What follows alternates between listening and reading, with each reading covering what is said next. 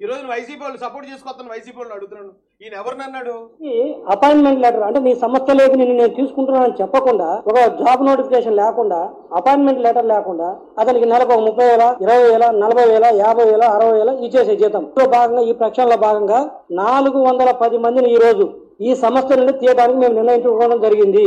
పోనీ వీళ్ళందరూ వర్క్ చేశారంటే వీళ్ళలో చాలా మంది కూడా ఒక ఎమ్మెల్యే ఇంట్లో డ్రైవర్ గాను, ఇంకొక ఎంపీ ఇంట్లో వంట మనిషి గాను, ఎక్కడ ఉంటారో తెలియదు, ఆఫీస్కి ఎప్పుడు వస్తారో తెలియదు. అలాంటి పరిస్థితి. ఎందుకంటే వాళ్ళు ప్రాపర్గా రిక్రూట్ అయితే ఒక బాధ్యత అనేది ఉంటుంది. చాలా మంది, అందరూ చెప్పారు కానీ చాలా మంది ఇలా ఉద్యోగం ఎక్కడ, జీతం ఎక్కడ, పనిచేసేది ఎక్కడో. ఈ సంస్థలో ఇంతమంది ఉద్యోగుల్ని ఇంత ఇర్రెగ్యులర్గా అపాయింట్ చేశారంటే ఏ స్థాయిలో గవర్నెన్స్ నడిచిందో చూడండి. నేను కోరుకున్నది ఒకటే, మేమేదో ప్రభుత్వం మారింది కాబట్టి వైఎస్ఆర్సీపీ అధికారంలో ఉన్నప్పుడు వాళ్ళ వ్యక్తులకు ఉద్యోగాలు ఇచ్చారు కాబట్టి వాళ్ళ మీద కక్షతోటో ఈర్ష్యతోటో లేకపోతే పగ తీర్చుకోవాలని మేము ఉద్యోగాల నుంచి తీయట్లేదు. ఏ ఉద్యోగస్తునైనా రమ్మని చెప్పానండి, ఇదిగో నాకు ప్రాపర్గా నేను రిక్రూట్మెంట్. మీకు అర్థమైందండి? ఆయన ఎంత క్లియర్గా చెప్తున్నాడు. వైసీపీలో అక్రమాలు జరిగాయి, వైసీపీలో అక్రమ నియామకాలు జరిగాయి కాబట్టి వాళ్ళందరినీ తొలగించండి, వైసీపీ తప్పు చేసింది అని చెప్పాడు ఆయన. దానికి టీడీపీకి లింక్ పెడతారు ఏంటండి?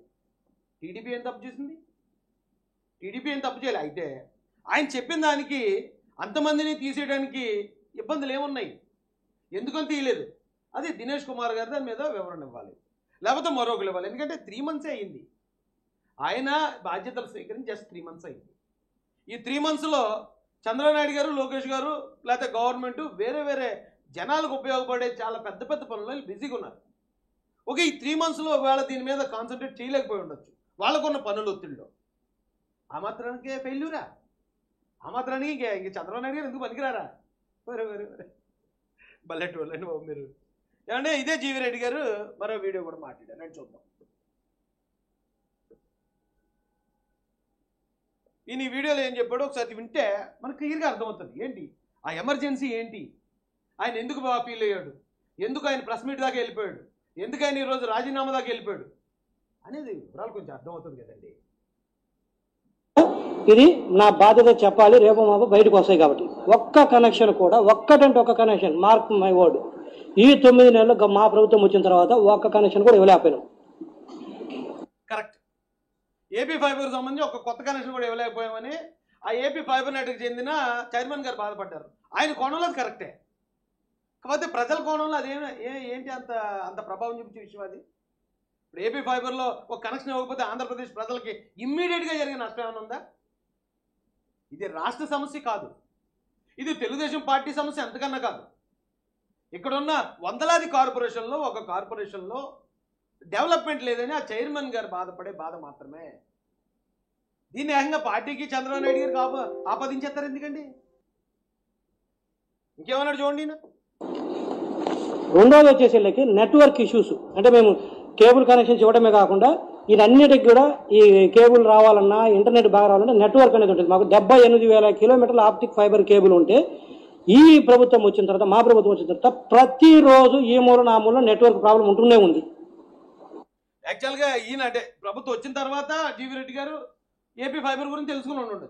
ఎందుకంటే ఈ ప్రభుత్వం రాకముందు ఏపీ ఫైబర్ కన్జ్యూమర్ని నేను, సబ్స్క్రైబర్ని నేను. అది అసలు దరిద్రంగా వచ్చింది వైసీపీ గవర్నమెంట్లో. ఎప్పుడు వస్తుందో తెలియదు, ఎప్పుడు ఆగిపోతుందో తెలియదు. ఆ ఆపరేటర్ ఫోన్ చేస్తే అతను కూడా ఫోన్ ఎత్తేవాడు కాదు, ఏం చెప్పాలో తెలియక. ఎందుకంటే ఈడ రాజేష్ మాసన్ ఏమైనా అంటాడేమో, లేకపోతే ఏమైనా పుసుకుమని ఏదైనా మాట వదిలేస్తాడేమో ఆయన. నేను అది అర్థం చేసుకుంటాను కదా. ఎవరిని అడగాలయ్యా అంటే కరెంట్ ఆఫీస్లో అడగమని వారు, ఎలక్ట్రికల్ ఆఫీస్ ఏంటి అక్కడ ఏదో ఉందని వారు, అక్కడ ఎవడు ఉండేవాడు కాదు.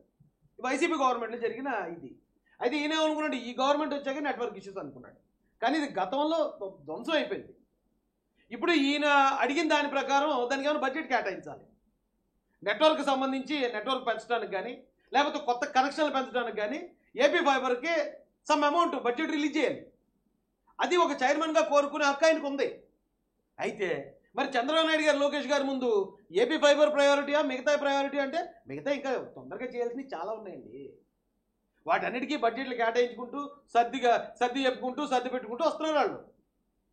ఈయన అడగటంలో తప్పులేదు, వాళ్ళు ఇవ్వలేకపోవటం, లేకపోతే ఈ 3 months దీని మీద దృష్టి కేంద్రీకరించలేకపోవటం వాళ్ళ తప్పు కాదు కదా. మీరు ఎలాగా టార్గెట్ చేస్తారు చంద్రబాబు నాయుడు గారిని ఈ విషయంలో? కేబుల్ ఆపరేటర్లు ఏమంటున్నారంటే గత ప్రభుత్వంలో బిజినెస్ చేయకపోయినా కూడా మమ్మల్ని ఎల్లగొట్టినా కూడా కనీసం ఉన్న కాడికి నెట్వర్క్ అన్నా బాగుండేది, ఈసారి ఆ నెట్వర్క్ కూడా లేదనేది వాపోతుండ్రు. ఆ మెసేజ్ చూస్తే మమ్మల్ని చంపేయండి సార్ ఒకేసారి కొంతమంది. ఈ రోజు ఖచ్చితంగా ఆ కేబుల్ ఆపరేటర్లు ఎవరైతే రెడ్డి గారితో మాట్లాడారో వాళ్ళు వైసీపీ ఆపరేటర్లు అయి ఉంటారు. ఎందుకంటే ఇప్పుడు నెట్వర్క్ పాడవటం కాదు, ఇది ఎప్పటి నుంచో కొలాప్స్ అయిపోయింది. వైసీపీ గవర్నమెంట్ వచ్చిన దగ్గర నుంచే ఏపీ ఫైబర్ అనేది పడుకుంది, వేళ కొత్త కాదు.